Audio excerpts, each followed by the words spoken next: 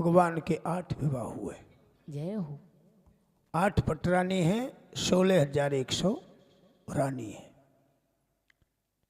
आसीत सत्राजित सूर्य भक्त परम सखा प्रीत तस्मै मणिम प्रादा सूर्य तुष्ट समंतकम।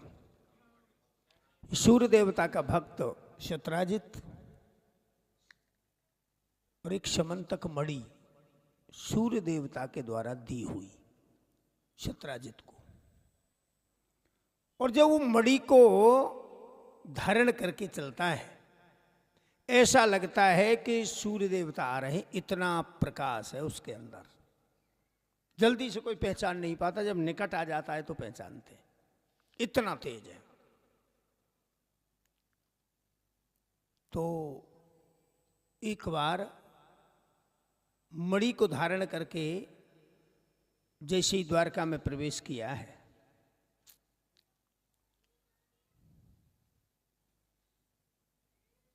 तो वह मणि को धारण करके चले। शतम विब्रन मणिम कंठे भ्राजमानो यथा रवि। द्वारका वासियों ने कहा, मन में विचार किया कि आज तो कान्हा से, द्वारकाधीश भगवान से मिलने के लिए स्वयं सूर्य देवता आ रहे हैं। पता लगा ये तो शत्राजित है। ऊपर देखे नीचे देखे, आपस में चर्चा का विषय बन गया, ये मणि तो कन्हैया जी के लायक है, ये तो द्वारकाधीश भगवान श्री कृष्ण के लायक है। ये भाव जगा। लेकिन भाई जब बहुत कीमती चीज होती है तो जल्दी से कैसे देगा? नदी जब नहीं दी है, आनंद पूर्वक रहने लगे। लेकिन वह शत्राजित के मन में हमेशा यही रहा, मैंने मना कर दिया और ये द्वारका के राजा हैं, मैंने मना कर दिया, मैंने मणि को दिया नहीं, तो अब क्या किया जाए? कई बार बात याद आ जाती है। एक बार उसका छोटा भाई, घर में कोई पहले कभी, ज्यादा पुरानी नहीं, हमारे बुजुर्ग पिताजी दादाजी, आज तो नहीं, आदमी भी बहुत बड़ा गहना पहनते थे। गले में तोरा पहनते थे। जब तोरा पहनते थे तो हर घर में भी नहीं हुआ करता था, हर घर में नहीं हुआ करता था।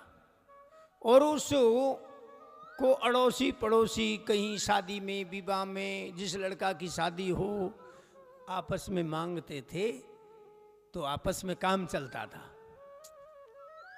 तो वह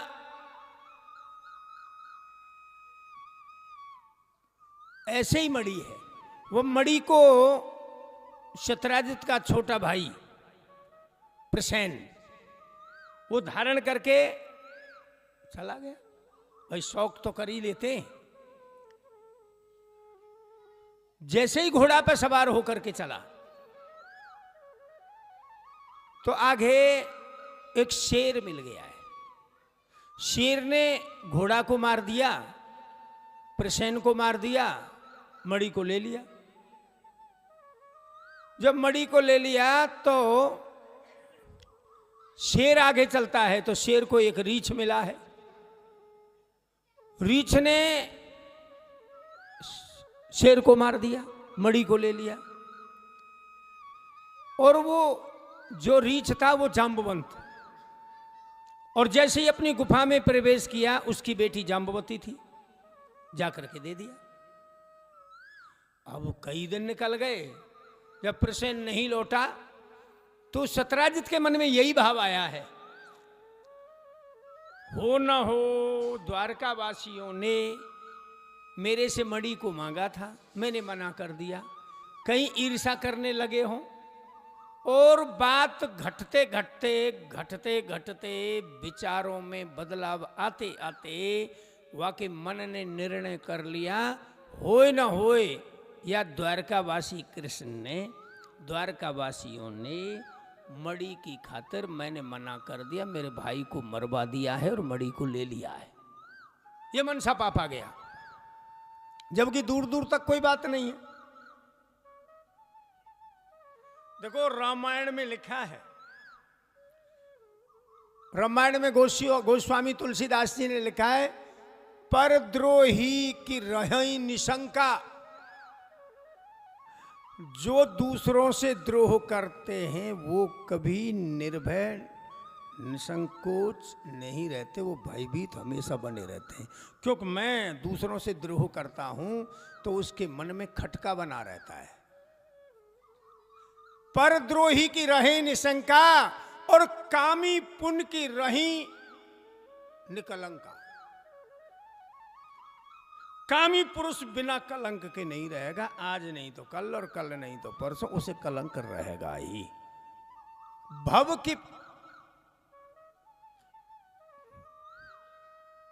भव की तरह ही परमात्मा बिंदक, भव सागर में से पार जो भगवान के भक्त हैं वो होंगे, स्वर्ग की प्राप्ति करेंगे। सुखी के रहे कबहू हर निंदक, और जो निंदा करने वाला है वो कभी सुखी नहीं रह सकता। और परमात्मा का जो भक्त है वो भवसागर से बिना पार हुए रह नहीं सकता। अब कोई सेवक चाहे, किसी का भी सेवक है, तुम्हारा है, हमारा है, किसी का भी है, जो सेवक है, गोस्वामी तुलसीदास जी ने रामायण में लिखा है, रामायण पढ़ा करो, बहुत अच्छा आनंद आता है। और उत्तर कांड को तो रट लो। वैसे हर कांड अपनी जगह पर महत्वपूर्ण स्थान रखता है। सेवक सुख चाहे मान भिखारी,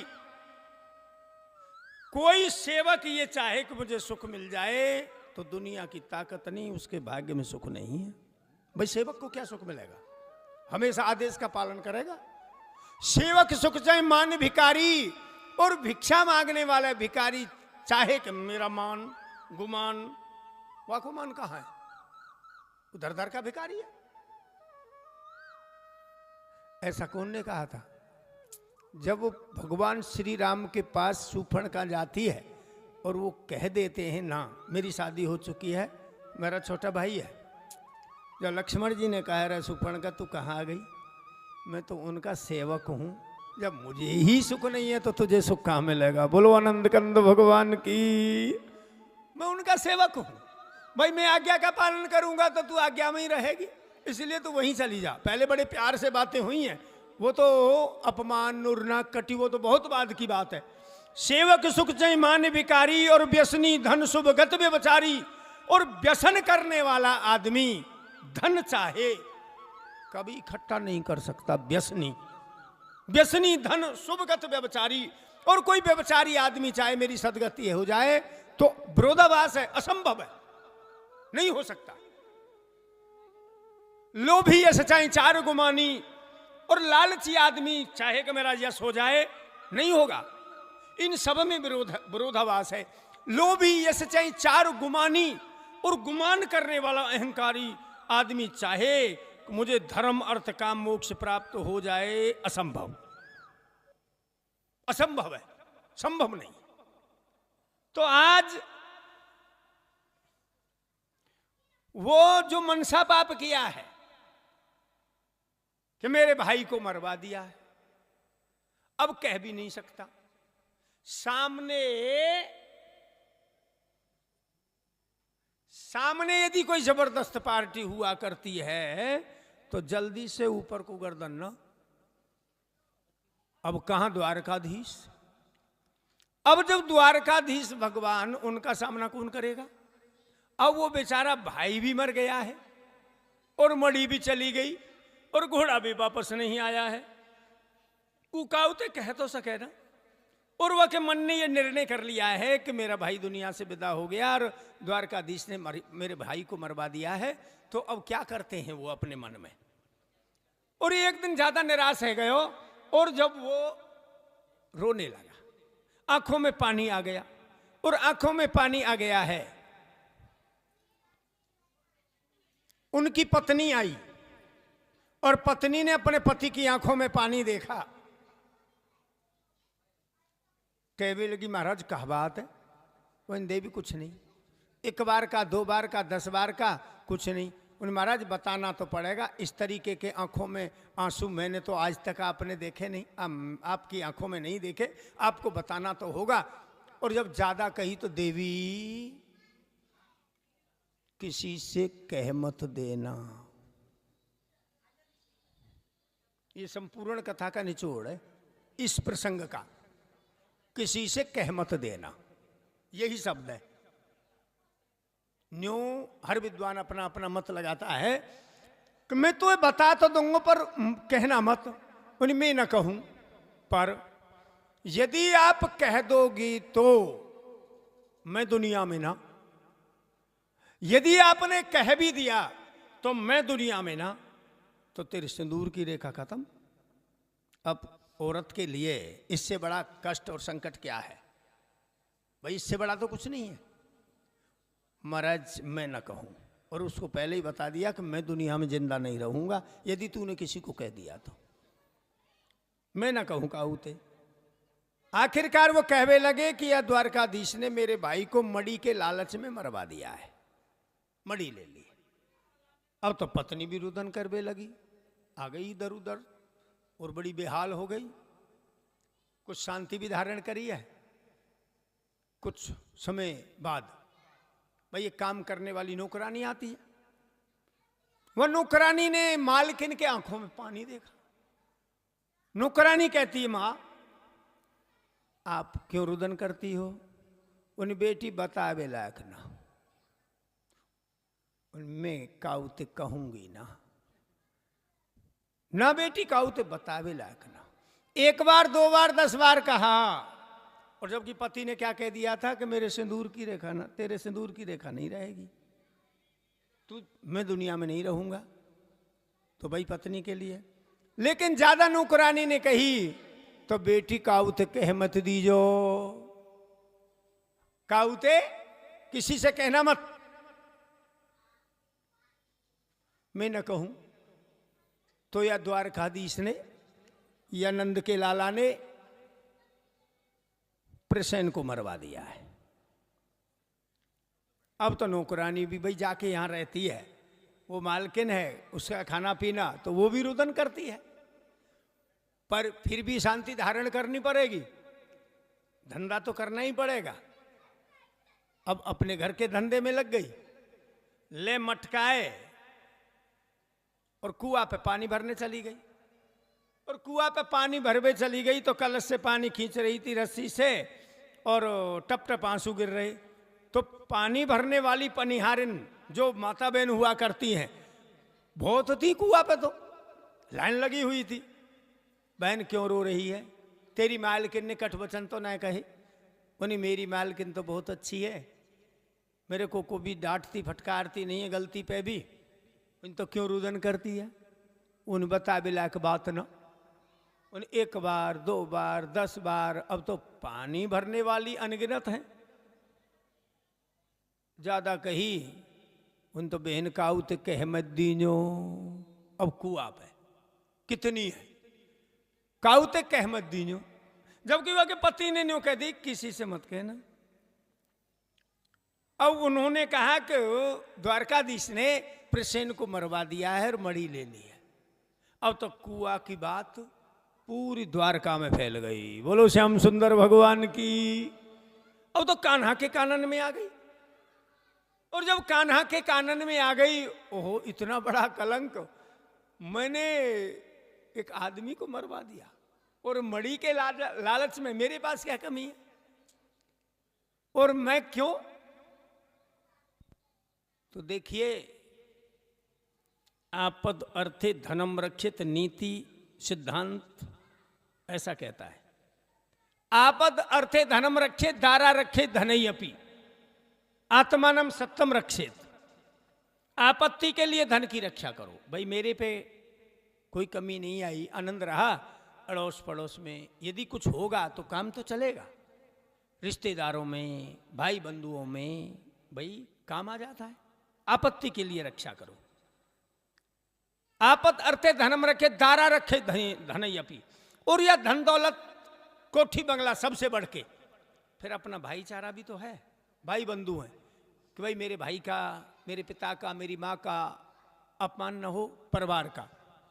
और धन दौलत परिवार से बढ़ के अपनी अर्धांगिनी, गृहस्थ रूपी गाड़ी के दो पहिया, स्त्री और पुरुष, जीवन साथी स्त्री पुरुष हैं आपस में। संतान तो श्रृंखला चलाने वाली है, वंशानुक्रम की एक क्रम है, लेकिन गृहस्थ रूपी गाड़ी के पहिया दो हैं, स्त्री और पुरुष। तो इन सबसे बढ़ के अपनी अर्धांगिनी की रक्षा करो। भाई कौन की पत्नी, कोई 19-20 बात हो गई, कौन का पति। और फिर बात बिगड़ने लगे तो धन दौलत परिवार और अपनी पत्नी से भी बढ़ के आत्मानम सततम रखे थी, ये जो तस्वीर मिली है। पर जब बात बिगड़ने लगे और कोई काबू में बात ना रहे ना, तो ये तस्वीर भगवान ने दी है, फिर अपनी अपनी है, इसमें कलंक लग गया तो इस कलंक को मिटाने वाला ना कोई पत्नी है, ना भाई है, ना परिवार है, ना कुटुंबी है, ना रिश्तेदार है। फिर यह तस्वीर की रक्षा करे। जाने न देना मान को, करना न हित धन धाम का। जब मान ही जाता रहा तो धन रहा किस। धन गया तो क्या गया भाई, दिन के बाद रात आती है, रात के बाद दिन आता। गरीबी अमीरी का जोड़ा है, कभी सर्दी कभी गर्मी। अरे ये कुदरत के नजारे हैं, गरीबी अमीरी, कभी सर्दी कभी गर्मी, ये कुदरत के नजारे हैं। और प्यासे तो वो भी रहते हैं जो दरिया के किनारे हैं। कभी हवा गर्म चले और कभी चढ़ा दे शीत। भाई कभी कभी गर्म हवा, कभी हवा गर्म चले और कभी चढ़ा दे शीत, और कभी बना दे बादशाह, कब मगवा दे भीख।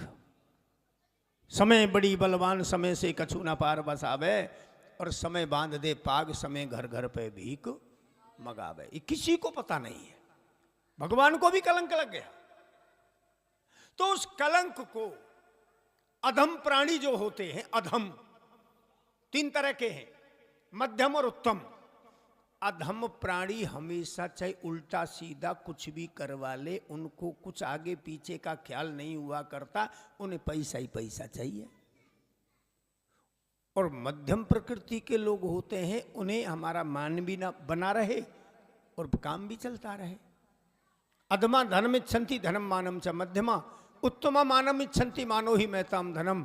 और उत्तम प्रकृति के लोग होते हैं कि हमारा मान, मानो ही महताम धनम, मान ही सबसे बड़ा धन है। आज स्वयं कन्हैया जी ने भाई कलंक लग गया, पंचायत जोड़ी है। यदि भाई कहीं हो के मेरा इसमें कोई भी पार्ट अदा हो तेरे भाई को मरवाने में, तो पंचायत जो फैसला करेगी। मैं दंड का भागी हूं। स्वयं भगवान ने पंचायत जोड़ी। खोज करो, खोज करते करते द्वारकावासी साथ में है, वो तो अंतर्यामी घटघटवासी है।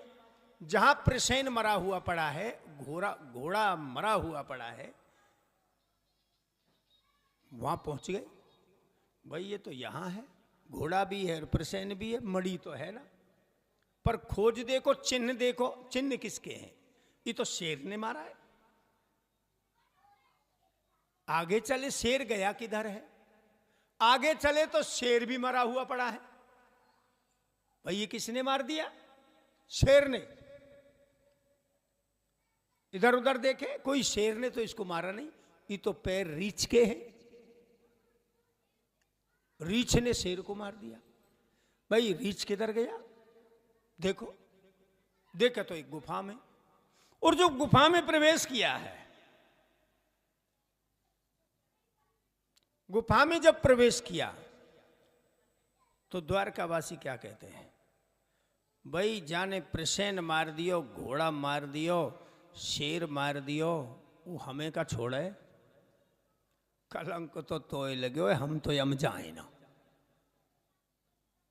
एक भी साथ में नहीं गया, पर कन्हैया जी को कलंक लगा था। कन्हैया जी ने कही भाई मुझे तो जाना पड़ेगा, ये कलंक तो कलंक है। भाई मैं आवाज लगाऊं तो तुम यहां खड़े तो रहोगे, उन चिंता न करो, हम खड़े रहेंगे। और जब वहां गए तो अंदर भगवान को जाना पड़ा, तो कोई किसी का नहीं है ना, न कुनवा, न मजहब, न रिश्तेदार, न सगे, न संबंधी, न हम साथ देंगे, और देंगे तो तेरे कर्म साथ, कोई साथी नहीं है ना। वहां खड़े तो रहे, वहां जाके देखे जाम्बवंत नाम का रीछ था, ओहो धन्य है, और अब तो यहां घर बैठे ही शिकार आ गई है। और जाम्बवंत उछल के भगवान के ऊपर, वो तो स्वयं ठाकुर जी थे ना, वो भगवान ने मन में विचार कियो, जब ही कहा है जब ये वार कर देगा, तो भगवान ने मल्ल युद्ध किया है, मल्ल पहलवानी, मल्ल युद्ध किया है। और युद्ध करते करते पृथक के द्वादशा हानि दुखता स्वपुरम ययु, 12वें दिन मुखार बिंदते रीछ के खून निकले हुए रक्त, और वो रक्त की धारा दरवाजे तक आई है। तो द्वारका वासियों ने मन में विचार किया, अरे कन्हैया को तो मार दिया है, कन्हैया को तो मार दिया, छोड़ेगो तुम्हें भी ना, याते तो एक काम करो, सबरे मिलके एक बड़ी सी मोटी सी बजनीली और पत्थर की शिला उठा के और वहां दरवाजे ते लगा दो, और तुम दौड़ लगा चलो, और दरवाजे ते सिलाए और लगाया है। बोलो वृंदावन बिहारी लाल की। शिला लगा करके आए, युद्ध होता रहा। युद्ध करते करते आसीत अष्टाविंसा हम इतरी तरह मुष्ट भी, मुष्ट का युद्ध, मल्ल युद्ध हुआ है 28 दिन। 28वें दिन चेत हुआ, ध्यान हुआ। देखिए, जब तक संस्कार पूरे नहीं होते तब तक आंखें नहीं खुलती हैं। हल्की बात हो चाहे भारी बात हो, संस्कार पूरा हुआ, ऊपर नीचे का ध्यान आ जाएगा कि मैंने गलत किया या सही किया है। संस्कार पूरे होने को है, और जब संस्कार पूरे होने को हैं, ऐसा मेरे गुरुओं ने बताया है, जब संस्कार पूरे हो गए और वह जाम्बवंत ने मन में विचार किया, ओहो ये साधारण पुरुष नहीं है, ये तो स्वयं ठाकुर जी का अवतार हो चुका है। मन में ये विचार किया, चरण पकड़ लिए, प्रभु मेरे से बड़ी गलती हो गई। वह गलती ना हुई, तेरी इच्छा की पूर्ति करी है, इच्छा की पूर्ति करी है। इच्छा की पूर्ति क्या है सुनो। जब राम रावण का युद्ध हुआ, और वह राम रावण के युद्ध में रावण को मार लंका का राजा विभीषण बना दिया, तो यह जाम्बवंत ने इन भालू बंदरों में यह जाम्बवंत की नजर फिर गई। हनुमान जी, जाम्बवंत, ये मनी मन कहवे लगे, महाराज रावण से युद्ध तो किया पर दमकसी ना हुई। दमकसी काहे थे? मतलब हमारी जो ताकत है, उस ताकत लगाने में हमें पसीना भी नहीं आया। मतलब हमारा मन नहीं भरा, लड़ने से, युद्ध करने से मन नहीं भरा।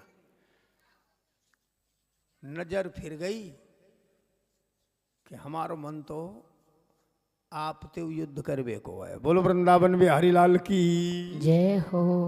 हमारा मन तो राम जी कहवे लगे, कलंक लग जाएगा। इनकी नजर में फर्क आ गया है। नजर बदली तो नजारे बदले, किश्ती ने रुख बदला तो किनारे ही बदले। जैसी नजर वैसे नजारे। इंसान की परख कायते हुए, इंसान की परख। कुछ बातें ऐसी हैं जो वेद पुराणों में नहीं मिलती, वो बुजुर्गों के अनुभव से। इंसान की परख, इंसान की परख ऐसे कहते ना देखे बुजुर्ग। एक कोई बालक नौजवान इधर उधर जाने लगा, देर शेर से आने लगा, पता लगा बेटा कहाँ जाता है, धीरे धीरे कह भी दिया मैं वहां गया था। वो नहीं वहां गया था, तूने कई बार में कहा, पर एक बात बताऊं बेटा, खैर ठीक है, रेठान गलत है, बैठक गलत है, वहां मत बैठी और ऐठान मत बनाइयो, नजर खराब है। बोलो वृंदावन बिहारी लाल की जय हो। बुजुर्ग लोग कह देते हैं ऐसा। तो इंसान की परख नजर से, जैसी नजर वैसे नजारे। तो जब नजर बदल गई, मुझे कलंक लग जाएगा। जब जरूरत पड़ी रावण से युद्ध करवे की, तो भालू बंदरों को इकट्ठा कर लिया और अब एक एक करके इनको मारने लगे। तो भगवान श्री राम ने जाम्बवंत से कही, वन भाई देख, आज तो मेरी मर्यादा टूट जाएगी, आज तो मैं तेरे से युद्ध नहीं करूंगा, आज नहीं करूंगा, पर द्वापर में मुझे लीला पुरुषोत्तम कहेंगे। आज मर्यादा पुरुषोत्तम कहते हैं, वह लीला पुरुषोत्तम कहेंगे। वहां जो चाहूंगा सो, जो आप कहोगे सो, तेरी दमकसी करा दूंगा, तेरी इच्छा की पूर्ति करा दूंगा। तो वो जाम्बवंत और आज वो राम कृष्ण हैं। आज युद्ध हुआ है मनमानी। बोलो वृंदावन बिहारी लाल की। तो जो कोई मिला है या जगत में, बिन संस्कार नहीं मिलता। कर्मों के अनुसार जीव का अन्न मिले संजोगे, और मोह जाल में फंस के प्राणी भोग कर्म का भोगे। कर्म लेखना मिटी जगत में जो लिख दई विधाता, और कर्मों का फल भोगे प्राणी कौन पिता को माता। जय हो। आए वह जाम्बवंत ने चरण पकड़ लिए, महाराज मेरे से भूल हो गई। भूल तेरे से नहीं, कोई बात नहीं, तेरी मनो इच्छा पूर्ति हुई है। सज्जनों, तो वह जाम्बवंत ने अपनी बेटी जाम्बवती का विवाह कान्हा के साथ कर दिया और मणि को कन्यादान में दे दिया। जब वो आए, कहाँ तो मणि की खोज करवे गए, कहाँ शादी करके ले आए। ये दूसरी शादी है। जब वहां द्वारका वासियों को पता लगा और सत्राजित को ला करके दी, तो सत्राजित लज्जित हो गया। सत्राजित ने लज्जित होने से, अरे अपनी बेटी सत्यभामा का विवाह कान्हा के साथ कर दिया, जिससे ये प्रसन्न हो जाए। मणि को देने लगे। कान्हा ने कहा, इस मणि को नहीं लूंगा, ये कलंक लगाने वाली है, इसने मुझे कलंक लगा दिया। ज्यादा कही तो भाई जो ये पैदा करती है वो दे देना। 8 भार सोना, ये प्रतिदिन उगलती है, तो सोना मेरे पास भिजवा दो और इसे आप रख लो। रखवाली के नैया और नियुक्त कर दिया। बोलो आनंद कंद भगवान की। और चौथा विवाह सूर्य देवता की लड़की कालिंदी के साथ में हुआ है। आगे 5वां विवाह अवंतक राजा की बेटी बिंदुमती के साथ में हुआ है। 6वां विवाह कौशल देश के राजा नागिंजित की बेटी सत्या के साथ में हुआ है। और 7वां विवाह सुरत कीर्ति राजा की बेटी भद्रा के साथ में हुआ है।